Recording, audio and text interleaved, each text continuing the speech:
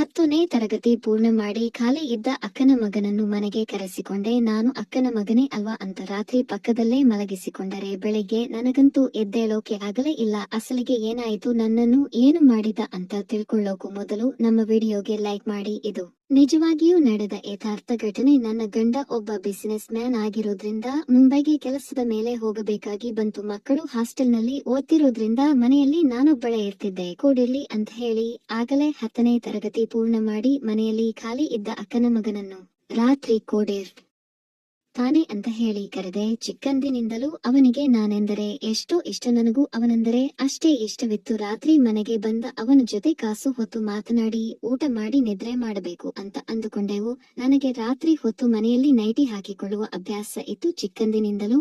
ಅವನು ನನ್ನ ಹತ್ತಿರದಲ್ಲೇ ಬೆಳೆದಿದ್ದಾನೆ. ಅದಲ್ಲದೆ ಅಕ್ಕನ ಮಗ ಆಗಿರೋದ್ರಿಂದ ನನಗೆ ಅವನ ಮುಂದೆ ಅದೆಲ್ಲ ನೈಟಿಯಲ್ಲಿ ಇರೋದು ಅಷ್ಟೇನು ಇದ್ದಂತ ಅನ್ನಿಸಲಿಲ್ಲ. ಊಟ ಮಾಡಿದ ನಂತರ ನಿದ್ರೆ ಮಾಡಬೇಕು ಅಂತ ಹೇಳಿ ಬಾಬಾ ಇಲ್ಲವಲ್ಲ, ಇವತ್ತು ನೀನು ನನ್ನ ರೂಮಿಗೆ ಬಂದು ನಿದ್ರೆ ಮಾಡು ಅಂದೆ. ಇನ್ನೇನು ನನಗೆ ನಿದ್ರೆ ಬರ್ತಿದೆ ಕಣೋ, ಮಲ್ಕೊಳ್ತೀನಿ, ನೀನು ಬೇಗ ನಿದ್ರೆ ಮಾಡು ಅಂತ ಹೇಳಿ ಮೆಲ್ಲಗೆ ನಿದ್ರೆಗೆ ಜಾರಿದೆ. ನಾನು ಹಾಗೆ ಮೆಲ್ಲಗೆ ನಿದ್ರೆಗೆ ಜಾರಿದ. ನಾನು ಗಾಢ ನಿದ್ರೆಗೆ ತಲುಪಿದ್ದೆ. ಅವನು ನನ್ನ ಮೇಲೆ ಕೈ ಹಾಕಿದ್ರು, ಕಾಲು ಹಾಕಿದ್ರು. ನನಗೆ ಅಷ್ಟಾಗಿ ಏನು ಗೊತ್ತಾಗ್ತಾ ಇರಲಿಲ್ಲ. ನನಗೆ ಬೆಳಗಿನ ಜಾವ ನಿದ್ರೆಯಿಂದ ಎದ್ದೇಳೋದು ಅಭ್ಯಾಸ. ಹಾಗೆಯೇ ನಿದ್ರೆಯಿಂದ ಎದ್ದೇಳೋಕೆ ಪ್ರಯತ್ನಿಸುತ್ತಿದ್ದ ನನಗೆ ಯಾಕೋ ಶರೀರ ಪೂರ್ತಿ ಆಲಸ್ ಅನಿಸ್ತಾ ಇತ್ತು. ಮೇಲೆ ಎದ್ದೇಳೋಕೆ ಆಗ್ತಿರಲಿಲ್ಲ ನನಗೆ. ಯಾವಾಗಲೂ ಹೀಗನಿಸಿಲ್ಲ. ಪಕ್ಕದಲ್ಲಿದ್ದ ಅವನನ್ನು ನೋಡಿದರೆ ದುಪ್ಪಟಿ ಹೊದ್ದುಕೊಂಡು ಗಾಢನಿದ್ರೆಯಲ್ಲಿ ಇದ್ದಾನೆ ಅನಿಸ್ತಿತ್ತು. ಹೇಗೂ ಮೇಲೆ ಎದ್ದು ವಾಶ್ರೂಮ್ಗೆ ಹೋದೆ. ನನಗೇನೋ ತುಂಬಾ ಹೊಸತಾಗಿ ಅನಿಸ್ತು. ನನ್ನ ಮೇಲಿನ ವಸ್ತ್ರಗಳು ಬಿದ್ದಿದ್ವು. ಕೆಳಭಾಗದಲ್ಲೂ ಯಾಕೋ ಸ್ವಲ್ಪ ನೋವು ಅನಿಸ್ತಿತ್ತು. ರಾತ್ರಿ ನನ್ನ ಶರೀರದ ಮೇಲೆ ಏನೋ ನಡೆದಿದೆ ಅನ್ನೋ ಆಲೋಚನೆ ಬಂತು ನನಗೆ. ರಾತ್ರಿ ರೂಮಿನಲ್ಲಿ ಇದ್ದದ್ದು ಇಬ್ಬರೇ ತಾನೇ. ಅವನು ಚಿಕ್ಕ ಹುಡುಗ, ಅಂತಹದ್ದೇನು ನಡೆದಿರಲ್ಲ ಅಂತ ನನಗೆ ನಾನೇ ಹೇಳಿಕೊಂಡು ಎಂದಿನಂತೆ ಕೆಲಸಗಳಲ್ಲಿ ಮುಳುಗಿದೆ. ಅದೆಲ್ಲ ಮರೆತು ಮಾಮೂಲಿಯಾಗಿಯೇ ಇದ್ದೆ. ಮತ್ತೆ ರಾತ್ರಿ ಆಯ್ತು.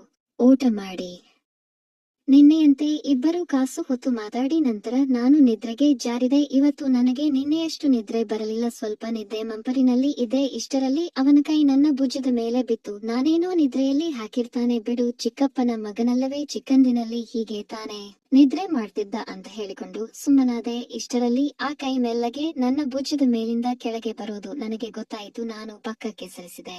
ಕಾಸು ಹೊತ್ತಿನ ನಂತರ ಮತ್ತೆ ಆ ಕೈ ಹಾಗೆಯೇ ನನ್ನ ಮೇಲೆ ಬಂದು ಮತ್ತೆ ಹಾಗೆಯೇ ಮಾಡ್ತಾ ಬಂತು. ತಕ್ಷಣ ಕಣ್ಣು ತೆರೆದ ನಾನು ಅವನ ಕಡೆಗೆ ತಿರುಗಿ, ಏನು ಮಾಡ್ತಿದ್ದೀಯಾ ಕಣೋ, ಅಸಲಿಗೆ ಚಿಕ್ಕಮ್ಮನ ಜೊತೆ ಹೀಗೆ ಯಾರಾದರೂ ವರ್ತಿಸುತ್ತಾರಾ? ಹಾಗಾದ್ರೆ ನಿನ್ನೆ ರಾತ್ರಿಯೂ ನೀನು ಹೀಗೆ ಮಾಡ್ತಿದ್ದೀಯಾ ಅಂತ ಅವನನ್ನು ಗಟ್ಟಿಯಾಗಿ ಕೇಳಿದೆ. ಅವನು ಏನು ಮಾತಾಡದೆ ನನ್ನನ್ನು ಹಾಗೆಯೇ ನೋಡ್ತಾ ಇದ್ದ. ಏನು ಕಣೋ, ನಾನು ಇಷ್ಟೆಲ್ಲ ಕೇಳ್ತಿದ್ದರು ನೀನು ಏನು ಮಾತಾಡದೆ ನನ್ನನ್ನು ಹಾಗೆ ನೋಡ್ತಾ ಇದ್ದೀಯಾ? ಇರು, ನಿಮ್ಮಪ್ಪನಿಗೆ ಫೋನ್ ಮಾಡಿ ಹೇಳ್ತೀನಿ ಅಂತ ಅವನನ್ನು ಬೆದರಿಸಿದೆ. ಆಗಲೂ ಅವನಿಗೆ ಭಯವಾಗಿ ಕಣ್ಣಲ್ಲಿ ನಿಧಾನವಾಗಿ ನೀರು ಬರೋದನ್ನ ನಾನು ಗಮನಿಸಿದೆ. ತಪ್ಪು ಕಣೋ, ದೊಡ್ಡವರ ಜೊತೆ ನೀನು ಹೀಗೆ ಮಾಡಬಾರದು. ನಾನು ನಿನಗೆ ಚಿಕ್ಕಮ್ಮ ಆಗ್ತೀನಿ ಅಂದ್ರೆ ಅಮ್ಮನ ನಂತರ ಅಮ್ಮ ನನ್ನಂತವಳ ಜೊತೆ ನೀನು ಹೀಗೆಲ್ಲ ಮಾಡಬಹುದಾ ಅಂತ ನಿಧಾನವಾಗಿ ಹೇಳಿ ನೋಡಿದೆ. ಓ, ಅಮ್ಮನ ನಂತರ ಅಮ್ಮ ಆಗ್ತೀಯಾ ಅಂತ ಹೇಳಿ ನಮ್ಮಪ್ಪನ ಜೊತೆ ನೀನು ಸಂಬಂಧ ಇಟ್ಟುಕೊಂಡಿದ್ದೀಯಾ ಅಂತ ಕೇಳಿದ ಅವನು. ನನಗೆ ಒಂದೇ ಸಲ ಮತಿ ಹೋಯಿತು. ಏನು ಮಾತಾಡ್ತಿದ್ದೀಯಾ? ಇಂತಹ ಮಾತುಗಳು ಮಾತಾಡುವಷ್ಟು ದೊಡ್ಡವನಾಗಿ ಬಿಟ್ಟಿದ್ದೀಯಾ ಅಂತ ಅವನ ಮೇಲೆ ಗಟ್ಟಿಯಾಗಿ ಅರಚಿದೆ.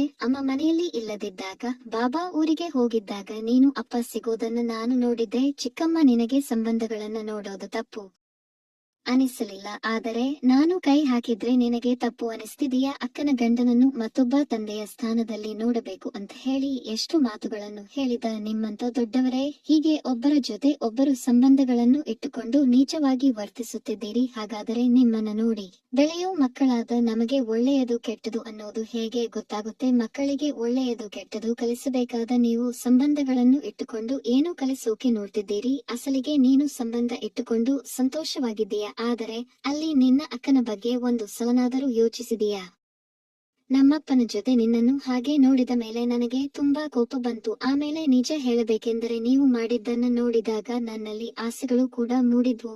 ಆಸೆಯಿಂದಲೇ ನೀನು ಪಕ್ಕದಲ್ಲಿದ್ದಾಗ ನನ್ನನ್ನು ನಾನು ಕಂಟ್ರೋಲ್ ಮಾಡಿಕೊಳ್ಳೋಕೆ ಆಗಲಿಲ್ಲ. ನಿನ್ನೆಯೂ ಕೂಡ ನಾನು ನಿನ್ನ ಜೊತೆ ತಪ್ಪಾಗಿ ವರ್ತಿಸಬೇಕು ಅಂತ ಅಂದುಕೊಂಡಿರಲಿಲ್ಲ. ನಿನ್ನ ಶರೀರವನ್ನು ಮಾತ್ರ ಮುಟ್ಟಿದೆ. ಆದರೆ ಆಮೇಲೆ ತಪ್ಪು ಅನಿಸಿ ನಾನೇ ಮತ್ತೆ ತಿರುಗಿ ಮಲಗಿಕೊಂಡೆ. ದೊಡ್ಡವರು ನೀವೇ ತಪ್ಪುಗಳನ್ನು ಮಾಡ್ತಾ ನಮ್ಮಂತಹ ಮಕ್ಕಳಿಂದಲೂ ಮಾಡಿಸುತ್ತಿದ್ದೀರಿ ಅಂತ ಅವನು ನನ್ನ ಜೊತೆ ಮಾತಾಡಿದ ಮಾತುಗಳು ನನಗೆ ನಿಜಕ್ಕೂ ಮತಿಹೀನನನ್ನಾಗಿ ಮಾಡಿದು. ಇಷ್ಟು ಚಿಕ್ಕ ವಯಸ್ಸಿನಲ್ಲಿ ಅವನಲ್ಲಿ ಆಸೆಗಳು ಮತ್ತು ಆಲೋಚನೆಗಳು ಹುಟ್ಟೋಕೆ ಕಾರಣ ನಾವೇ ತಾನೇ. ನಿಜ, ನನಗೆ ನನ್ನ ಭಾವನ ಜೊತೆ ಸಂಬಂಧ ಇದೆ, ಅದು ಕೆಲವು ಕಾರಣಗಳಿಂದ ಹಾಗೆ ಆಗಿ ಹೋಯಿತು. ಆದರೆ ಇದೇ ವಿಷಯ ಮನೆಯಲ್ಲಿ ಗೊತ್ತಾದರೆ ಏನಾಗುತ್ತೆ ಅನ್ನೋ ಆಲೋಚನೆ ಮಾಡಿರಲಿಲ್ಲ. ಈಗ ಗೊತ್ತಾಯಿತು ನಾವು ಮಾಡಿದ ತಪ್ಪು ಏನು ಅನ್ನೋದು. ನಿಜ, ದೊಡ್ಡವರು ಏನು ಮಾಡ್ತಾರೋ ಮಕ್ಕಳು ಅದನ್ನೇ ನೋಡಿ ಕಲಿತಾರೆ ಅಲ್ವಾ? ಹಾಗೆ ನಾವು ಸಂಬಂಧಗಳನ್ನು ನೋಡದೆ ಇಟ್ಟುಕೊಳ್ಳೋ ಸಂಬಂಧಗಳಿಂದ ಮಕ್ಕಳು ಹಾಳಾಗಿ ಮನೆಯವರ ಮೇಲೆಯೇ ಆಸೆಗಳು ಹುಟ್ಟುವಂತೆ ತಯಾರಾಗ್ತಿದ್ದಾರೆ. ಇದರಲ್ಲಿ ತಪ್ಪು ಅನ್ನೋದು ದೊಡ್ಡವರ ಬಳಿಯೂ ಇದೆ ಅಲ್ವಾ? ಹೊರಗೆ ಸಂಬಂಧಗಳಿಲ್ಲದೆ ಇಟ್ಟುಕೊಂಡ ಸಂಬಂಧಗಳಿಂದ ಮನೆಯಲ್ಲಿ ಮಕ್ಕಳು ಹಾಗೆಯೇ ತಯಾರಾಗುತ್ತಿದ್ದಾರೆ ಅಂತ ಅನಿಸಿ ಒಂದು ಕಥೆಯಾಗಿ ಇದನ್ನು ನಿಮ್ಮ ಮುಂದೆ ತಂದಿದ್ದೀನಿ. ಏನಾದರೂ ತಪ್ಪು ಮಾತಾಡಿದ್ರೆ, ಕೀಳು ಮಾಡಿ ಮಾತನಾಡಿದ್ರೆ ನನ್ನನ್ನು ಕ್ಷಮಿಸಿ. ಕತೆ ಇಷ್ಟವಾಗಿದ್ದರೆ ಈ ವಿಡಿಯೋಗೆ ಒಂದು ಲೈಕ್ ಮಾಡಿ. ಮುಂದಿನ ವಿಡಿಯೋದಲ್ಲಿ ಸಿಗೋಣ. ಧನ್ಯವಾದಗಳು.